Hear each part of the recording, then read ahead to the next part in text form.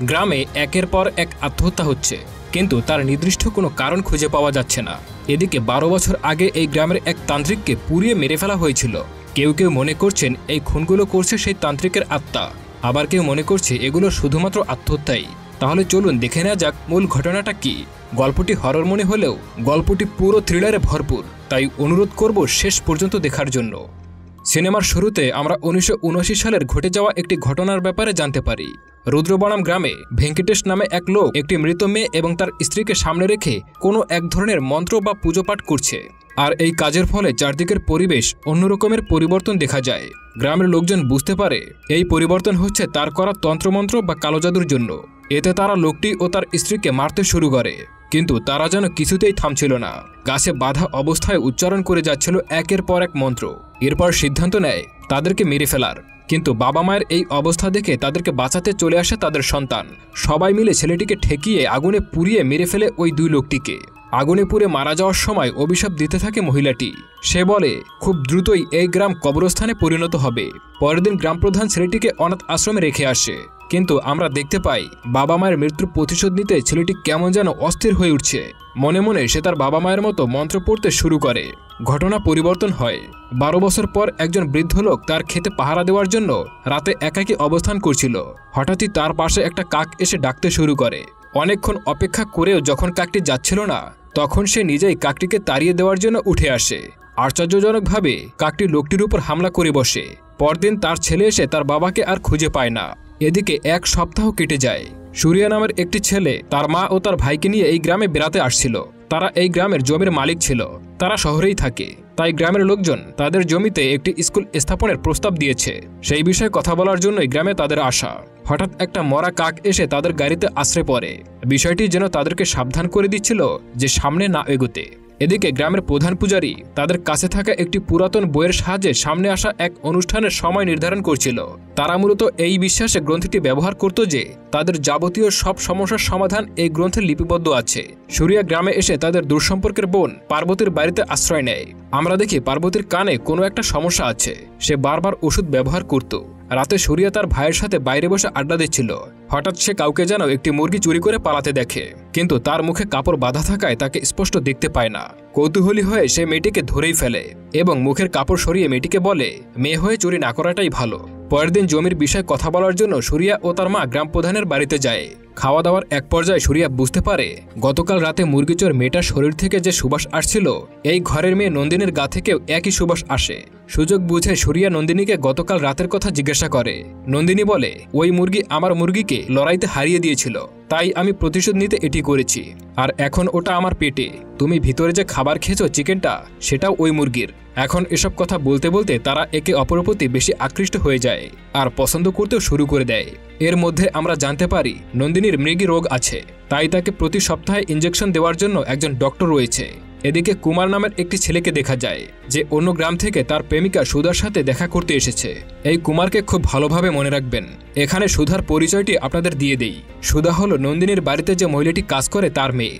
আর কুমারের সাথে দেখা করার ব্যাপারে নন্দিনী সবসময় তাদেরকে সাহায্য করছে। সূর্যার মা গ্রামের বাড়ি এবং বাগানটি পার্বতীর নামে লিখে দেয়। যেহেতু তারা এই গ্রামে আর কোনোদিনই আসবে না, তাই পড়ে থাকার চেয়ে ভালো এটা কোনো মানুষের কাজে আসুক। নন্দিনী এসব দেখে বেশ ইমোশনাল হয়ে পড়ে। কাজ শেষে মা সূর্যাকে বলে নন্দিনীকে বাসায় পৌঁছে দিতে। বাসায় যাওয়ার সময় গাড়িতে সূর্যা নন্দিনীকে বলে যে সে তাকে অনেক ভালোবাসে, কিন্তু নন্দিনী তার কথায় রাজি হয় না। সে বলে আমি তোমাকে ভালোবাসি না এমনটা নয়, আসলে আমি আমার গ্রাম ছেড়ে কোথাও যেতে চাই না। পরের দিন গ্রামে পুজোর অনুষ্ঠান শুরু হয়। গ্রামের লোকজন সেখানে উপস্থিত ছিল। হঠাৎই সেখানে এক সপ্তাহ আগে হারিয়ে যাওয়া সেই মুরব্বীকে দেখা যায়। তার মুখে কাকের আক্রমণে এমন অবস্থা হয়েছে যেন সে কঠিন কোনো রোগে ভুগছে। লোকটি ধীরে ধীরে মন্দিরের ভিতরে প্রবেশ করে আর সেখানেই মারা যায়। এসব দেখে গ্রামবাসীর মনে এক আতঙ্কের সৃষ্টি হয়। প্রধান পূজারী এই সমস্যা সমাধানের জন্য সেই গ্রন্থের সাহায্য নেয়। সে জানায় বৃদ্ধ লোকটির জন্য মন্দির অপবিত্র হয়েছে। মন্দিরের পবিত্রতা ফিরিয়ে আনতে হলে তাদেরকে একটি ব্রত মানতে হবে। সেটা এরকমের যে গ্রামের সবার মঙ্গলের জন্য একটি পুজো পাঠ করতে হবে, যার এক সপ্তাহের মধ্যে বাইরে থেকে কেউ এই গ্রামে আসতে পারবে না বা গ্রামের কেউ বাইরে যেতে পারবে না। তাই যারা গ্রামের বাইরে যেতে চায় তারা যেন আজই চলে যায়, কেননা কাল থেকে তাদের এই ব্রতটা শুরু হবে। গ্রাম প্রধান হরিশ প্রতি পরিবারের জন্য এক সপ্তাহের খাবারের ব্যবস্থা করে দেয়। সূর্যা এবং তার মাকে এবার ফিরতে হবে। সূর্যা চাইছিল শেষবারের মতো নন্দিনীর সাথে আবারও দেখা করতে, কিন্তু যত দ্রুত সম্ভব তাদেরকে এখান থেকে চলে যেতে হবে, তাই সে আর সুযোগটি পেয়ে ওঠে না। এদিকে নন্দিনীও সুরিয়ার চলে যাওয়া নিয়ে চিন্তা করতে থাকে, আর এক পর্যায়ে তার মৃগীর সমস্যা বাড়তে থাকে। ডাক্তারকে ফোন করলে সে চলে আসে। সে জানায় ইঞ্জেকশন শেষ হয়ে গেছে। পাশের ক্লিনিক থেকে ইঞ্জেকশন আনার জন্য সে একজনকে ফোন করে। সুরিয়া তার মা ও ভাইয়ের সাথে শহরে ফিরছিল। সে পথেই একজনকে অ্যাক্সিডেন্ট করে রক্তাক্ত অবস্থায় দেখতে পায়। তখন জিজ্ঞাসা করে জানতে পারে ছেলেটি নন্দিনীর জন্য ইঞ্জেকশন নিয়ে যাচ্ছিল। এখন যেহেতু তাদের যাবার আর উপায় নেই, বাধ্য হয়ে সুরিয়া ইঞ্জেকশনটি নিয়ে গ্রামে চলে আসে। নন্দিনী কাছে থাকা অবস্থায় ওদিকে প্রধান পূজারী পূজা সম্পন্ন করে এবং গ্রামের চারদিকে একটা রেখা দিয়ে দেয়। তার মানে সুরিয়া এক সপ্তাহের জন্য আটকা পড়ল। এদিকে সুধা প্রেমিক কুমারের সাথে পালানোর জন্য গ্রামের সীমানা ভেঙে বাইরে বেরিয়ে পড়ে। স্টেশনে এসে দুজন ট্রেনের জন্য অপেক্ষা করছিল, আর শহরে তারা কিভাবে নিজেদের সংসার করবে তা নিয়ে আলোচনা করছিল। কথা বলতে বলতে আনমনে কখন কুমার ট্রেনের লাইনের উপর উঠে গেছে তা বুঝতেই পারেনি। হঠাৎই সেখানে ট্রেন এসে তাকে ছিন্ন বিচ্ছিন্ন করে ফেলে। চোখের সামনে এমন মৃত্যু সুধাকে আতঙ্কিত করে তোলে। কিন্তু এখানে দেখা যায় সুধা সীমানার ভেতরে পা দেওয়ার সাথে সাথে গ্রামের সমস্ত আলো যেন স্তমিত হয়ে গেছে, যেন কালো ছায়া গ্রামকে গ্রাস করেছে। কিন্তু সুধা গ্রামে ফিরে এক অদ্ভুত কাণ্ড করে। সে নিজেকে মৌমাছির কাছে সমর্পণ করে। সে কেন এমন করছিল তা আমরা পরবর্তীতে বুঝতে পারবো। নন্দিনী সুরিয়াকে তার জীবন বাঁচানোর জন্য ধন্যবাদ দেয়। সে সুরিয়াকে বলে, আমরা কখনোই এক হতে পারবো না, কারণ আমি এই গ্রাম ছেড়ে কোথাও যেতে পারবো না। সে তার গলা থেকে একটা লকেট খুলে সুরিয়াকে দেয় তার ভালোবাসার উপহার হিসেবে। ওই দিন রাতে পার্বতী তার ছেলেকে পড়াচ্ছিল। তখন সে এক লোকের আওয়াজ শুনতে পাচ্ছিল। কোথা থেকে যেন একটা আওয়াজ আসছে। এগিয়ে যেতেই সে বুঝতে পারে এটা হলো তাদের গায়ের একজন লোক। সে এমনটা করছে। দেখা যায় লোকটি নিজ হাতে নিজের গলা কেটে ফেলছে। গ্রামের সবাই ভাবছিল লোকটি ঋণের দায় আত্মহত্যা করেছে, কিন্তু পার্বতী যেন কেমন হয়ে গিয়েছিল। হঠাৎ সে নিজের কানে একটা বড় সুচ ঢুকিয়ে আত্মহত্যা করে। পরপর এমন মৃত্যুতে গ্রামের লোকজন হতাশ ও আতঙ্কিত হয়ে পড়ে। তারা ভাবতে থাকে তাদের সীমানা কেউ ভেঙে ফেলেছে। প্রধান পূজারী প্রতি বাড়িতে গিয়ে খোঁজ নিতে বলে যে গ্রাম থেকে কেউ বাইরে গেছে বা নতুন কেউ গ্রামে ঢুকছে কিনা। গ্রামের লোকেরা সুধার বাড়িতে গিয়েও জিজ্ঞাসাবাদ করে। তখন তার বাবা মা জানায় সুধা বাড়িতেই আছে এবং সে গোসল করছে। আসলে সুধার বাবা মাও মেয়েকে খুঁজে বেড়াচ্ছিল। লোকদের যেহেতু সীমানার বাইরে যাওয়ার কোনো উপায় নেই, তাই পার্বতী ও ওই লোকটির অন্তিম সংস্কারের জন্য গ্রামের একটি নির্জন জায়গা বেছে নেওয়া হয়। সেখানে সুরিয়ার নজরে পড়ে পার্বতীর যে কানে সমস্যা ছিল সেটা নয়, বরং অন্য কানে সুচ ঢুকিয়েছিল। সুরিয়া বুঝতে পারে এটা কোনো আত্মহত্যা নয়, কিছু একটা ঘটছে। একজন সন্ন্যাসী গ্রামের পাশ দিয়ে যাওয়ার সময় পড়ে থাকা একটি কাকের চোখের দিক তাকিয়ে বুঝতে পারে সে এখানে কিছু একটা ঘটছে। সে গ্রামবাসীকে বলে, তোমাদের এই সীমারেখা কেউ ভেঙে ফেলেছে, কিন্তু তোমরা চাইলে আমি তোমাদেরকে সাহায্য করতে পারি। পূজারী তার কথায় রাজি হয় না, কেননা সে জানতো এই গ্রাম থেকে কেউ বাইরে যায়নি। অন্যদিকে সুরিয়া এবং ডাক্তার খুঁজতে থাকে কেন মানুষ আত্মহত্যা করছে। হঠাৎ করেই তারা সুধার লাশ খুঁজে পায়। সুধার ব্যাগে ট্রেনের টিকিট দেখে তারা বুঝতে পারে সুধা কুমারের সাথে পালানোর জন্য গ্রামের বাইরে গিয়েছিল। রেলওয়ে স্টেশনে ফোন দিয়ে সে কুমারের মৃত্যুর খবর জানতে পারে। এবার সুরিয়া পূজারীকে সব ঘটনা খুলে বলে সুধা কুমারকে মরতে দেখেছে। এরপর সুধাকে মরতে দেখেছে ওই লোকটি, তাকে আবার আত্মহত্যা করতে দেখেছিল পার্বতী। অর্থাৎ আত্মহত্যাকারীকে যে দেখবে সেই হলো পরের শিকার। সুরিয়া জানতে পারে পার্বতীকে প্রথম দেখেছে নন্দিনী, তাই এবার নন্দিনীর সিরিয়াল। নন্দিনীকে বাঁচানোর জন্য সে ছুটে চলে আসে।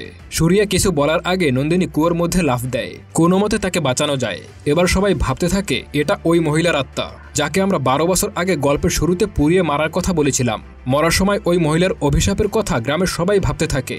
ডাক্তার সুরিয়াকে জানায় ওই মহিলার স্বামীকে জীবিত পুড়িয়ে ফেলার পর ঘর থেকে অদ্ভুত রকমের শব্দ আসছিল। তাই কিছু লোক নিয়ে প্রধান পূজারী ঘরের দরজা মন্ত্র দিয়ে আটকে দিয়েছে। এরপর ওখানে আর কোনো প্রকার শব্দই শোনা যায় না। সমস্যা সমাধানের খোঁজার জন্য সুরিয়া এবং ডাক্তার সেই ঘরে যায়, কিন্তু তারা আশ্চর্য যে এতদিন আটকে থাকার পরেও সেখানে কোনো ময়লা জমেনি। এখানে যে কেউ এসেছে তার জিনিসপত্র দেখেই বোঝা যাচ্ছিল।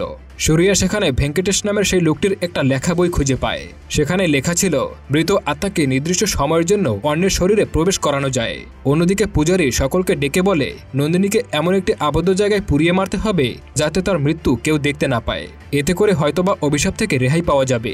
সবাই নন্দিনীকে নেওয়ার জন্য আসে, কিন্তু সুরিয়া তাদেরকে বাধা দিয়ে বলে আপনারা আমাকে কিছুটা সময় দিন, আমি এর একটা সমাধান নিশ্চয়ই বের করব। সুরিয়াকে গ্রামবাসীরা বাধা দিলে সে সেখান থেকে বেরিয়ে পড়ে এবং সেই আশ্রমে চলে যায়। কিন্তু আশ্রম অনেক আগেই বন্ধ ছিল। আশ্রমের মালিক সুরিয়াকে জানায় ছেলেটা মানে ভৈরব একাই থাকতো, আর সারাদিন মন্ত্র পড়তে পড়তে কাকের সাথে কথা বলতো। মাঝে মাঝে গভীর রাতে বের হয়ে যেত কোথাও, যেটা কেউ জানতো না। এভাবে একদিন তার বস যখন তাকে ধরে ফেলে, ভৈরবা মন্ত্র দিয়ে তাকে প্যারালাইজড করে দেয়। সেদিনের পর থেকে সে আর জঙ্গল থেকে ফিরে আসেনি। সুরিয়া তারপর জঙ্গলের দিক যাওয়া শুরু করে। সে সেখানে কিছু সাধুকে দেখতে পায় যারা পূজা করছিল। সেই সাধুগুলো সুরিয়াকে মন্ত্র দিয়ে বসে আনার চেষ্টা করে, কিন্তু সুরিয়াকে বশ করতে পারে না এবং তাদের মন্ত্র কোনো কাজ করে না। তারপর সবাই সূর্যার উপর আক্রমণ করা শুরু করলে সাধুদের সর্দার সূর্যাকে ছেড়ে দিতে বলে।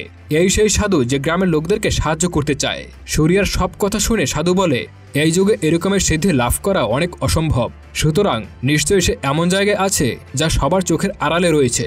সূর্যাকে সাথে নিয়ে সাধু একটি গুহার মধ্যে যায়। সেখানে গিয়ে সাধু অনেক অবাক হয়ে যায়। সূর্যা দেখতে পায় ভেঙ্কটেশের সেই চিহ্ন গুহার মধ্যেও আঁকা ছিল। তার মানে হলো ভৈরবা সব শক্তি হাসিল করেছে, যার মাধ্যমে চোখ এবং আত্মা দিয়ে মানুষকে মেরে ফেলছে। সূর্যা গ্রামের সেই পবিত্র গ্রন্থের মতো আরেকটি গ্রন্থ খুঁজে পায়। আসলে এখানে মূল বিষয়টা হলো গ্রামের কেউ একজন আসল গ্রন্থটা চুরি করে নকল গ্রন্থটা পূজারীর কাছে রেখে এসেছে। তাই পূজারী ও গ্রামের লোকেরা যেই সব বিধি পালন করছে তা ভৈরবা চেয়েছে। সূর্যা সেখানে একটি আইডি কার্ড খুঁজে পায়। সেই কার্ডের মাধ্যমে সে জানতে পারে ভৈরবা নামের ছেলেটি হচ্ছে কুমার, যে তার সিদ্ধি হাসিল করার জন্য সুধাকে ব্যবহার করছে। কাহিনীর মূল কারণ আসলে এমনটাই যে ভৈরবা অর্থাৎ কুমার সুধাকে প্রথমে তার পাতা ফাঁদে ফেলেছে এবং তাকে দিয়ে সীমারেখা পার করেছে। আর স্টেশনে কুমারের মৃত্যুটা সুইসাইড ছিল, কারণ তার মৃত্যু দেখেছে সুধা। গ্রামে ফিরে আসার পর সেই চক্র ধীরে ধীরে নন্দিনীর কাছ পর্যন্ত পৌঁছেছে। এখন সূর্যা ও সাধুর প্রথম কাজ হলো ভৈরবার আত্মাকে গ্রামের যে সাহায্য করছিল তাকে খুঁজে বের করা এবং সেই সাথে ভৈরবার আত্মাকে গ্রামের মানুষ থেকে মুক্তি দেওয়া। এদিকে গ্রামের সবাই ভেবেছিল সূর্যা হয়তো কোনো উপায় খুঁজে পায়নি, তাই তারা নন্দিনীকে জীবিত পুড়িয়ে ফেলার সিদ্ধান্ত নেয়। সূর্যা ও সাধু গ্রামের দিকে ফিরছিল। সাধু সূর্যার কাছে জানতে চায়, আমরা যখন মন্ত্র পাঠ করছিলাম তখন তোমার উপর কোনো প্রভাব পড়েনি কেন? সূর্যা যখন এই প্রশ্নের উত্তর দিবে ঠিক তখন সেখানে গাড়ি অ্যাক্সিডেন্ট করে। এদিকে সময়ও হাতে খুব কম, তাই সাধুকে খোঁজা বাদ দিয়ে সে নন্দিনীকে বাঁচানোর জন্য সূর্যা একাই গ্রামের উদ্দেশ্যে বেরিয়ে পড়ে। পথে তাকে গ্রামে ঢুকতে বাধা দেয় অন্য গ্রামের লোকজন। জোর জবরদস্তি করে অনেক কষ্ট করে সে গ্রামের মধ্যে ঢুকে পড়ে। ঢুকে পূজারীকে তার আসল গ্রন্থ দেখায়, কিন্তু ততক্ষণে অনেক দেরি হয়ে যায়। গ্রামের সবাই তখন ভৈরবার আত্মায় বসে বশীভূত, কারণ তারা এই ভুল গ্রন্থ দ্বারা অনেক ভুল কাজ করেছে, যা ভৈরবার কাজকে অনেক সাহায্য করে দিয়েছে। সাধুও সেখানে পৌঁছে যায়। সে নন্দিনীকে ভৈরবার আত্মা থেকে আলাদা করার চেষ্টা করে, কিন্তু সে অনেক বেশি শক্তিশালী ছিল, যে কারণে সাধু তার সাথে পেরেই ওঠে না। সাধু সূর্যাকে বলে, তুমি তার খোঁজ করো যে ভৈরবাকে সাহায্য করেছিল। সূর্যা দেখে গ্রামের সবাই এখানে উপস্থিত থাকলেও একমাত্র হরিশ সেখানে নেই। হরিশকে খুঁজতে সূর্যা তার বাড়িতে যায়। সেখানে খুঁজতে খুঁজতে সে এমন একটা রুমে যায় যেখানে তন্ত্রবিদ্যা করতে যা যা প্রয়োজন সবকিছুই সেখানে ছিল। মনে হচ্ছে এখানে বসে কেউ তন্ত্রবিদ্যা করেছে। সূর্যা সেখানে একটি ছবি দেখতে পায়, যার ব্যাপারে হরিশ সবকিছু বলে। এটা শুনলে আপনাদের শরীরও কাঁটা দিয়ে উঠবে। হরিশ বলে, ব্রেঙ্কিটিসের মৃত্যুর পর ওই ঘর থেকে শব্দ ভেসে আসে। আমি একদিন ওই ঘরে গিয়ে দেখি ছবির এই মেয়েটি ওখানে বসে আছে। একাকী এক ছোট্ট মেয়েকে দেখে আমি তাকে ফেলে আসতে পারিনি। আসলে কেউ জানতো না যে ব্রেঙ্কিটিসের একটি মেয়েও আছে, তাই আমি নন্দিনীকে নিজের মেয়ের মতো করে মানুষ করেছি। সূর্যার কাছে এখন সবকিছু পানির মতোই পরিষ্কার হয়ে যায়। সে বুঝতে পারে ভৈরবাকে যে সাহায্য করেছিল সে আর কেউ নয়, বরং নন্দিনী নিজেই। সে তার ভাইয়ের সাথে মিলে তার বাবা মায়ের মৃত্যুর প্রতিশোধ নিয়েছে। সূর্যা ছুটে আসে নন্দিনীর কাছে। সাধু তখনও চেষ্টা করছে নন্দিনীকে থামানোর, কিন্তু তাদের দুজনের শক্তির সাথে সে পেরে ওঠে না। নন্দিনী পাশের একটি গাছে আগুন লাগিয়ে দেয় এবং সবাইকে সেখানে চলে যেতে বলে। যেহেতু তারা সবাই ভৈরবার বসে ছিল, তাই সেই গাছের দিকে তারা চলে যেতে থাকে আত্মহত্যা করার জন্য। সূর্যা নন্দিনীর কাছে এসে বলে, তুমি ভুল করছো। তোমার বাবা মায়ের দোষের শাস্তি তুমি গ্রামবাসীকে এইভাবে দিতে পারো না, সবাইকে মেরে ফেলতে পারো না। এটা শুনে নন্দিনী ও ভৈরবা রাগে চিৎকার দিয়ে বলে, তুমি কিছুই জানো না। আসলে মূল কাহিনীটা এরকমের ছিল যে ব্রেঙ্কিটিসের স্ত্রী প্যারালাইসিস ছিল। তাকে ভালো করার জন্য তারা এক ধরনের চিকিৎসা করছিল, কিন্তু কিছুতেই কাজ হয় না। পরে ব্রেঙ্কিটিস জানতে পারে তন্ত্রবিদ্যার সাহায্যে এমন সিদ্ধি হাসিল করা যাবে যেমন মৃত ব্যক্তির বিভিন্ন অঙ্গ, যেমন হাত পায়ের রগ, সূক্ষ্ম কোষ এবং পেশির শক্তি জীবিত ব্যক্তির শরীরে নিয়ে আসা সম্ভব। 12 বছর আগে ব্রেঙ্কিটিস ওই মেয়েটির লাশের হাতের ও পায়ের শক্তি দিয়ে তার প্যারালাইসিস স্ত্রীকে সুস্থ করার চেষ্টা করছিল, যেটা গ্রামবাসীরা কালো জাদু মনে করে, যার ফলে ব্রেঙ্কিটিস ও তার স্ত্রীকে জীবিত পুড়িয়ে মেরে ফেলা হয়। নন্দিনী বলে, হরিশ আঙ্কেল তাকে নিয়ে আসলেও সে প্রায় ওই বাড়িতে যেত। আর এভাবেই একদিন আমি আমার ভাইকে খুঁজে পাই।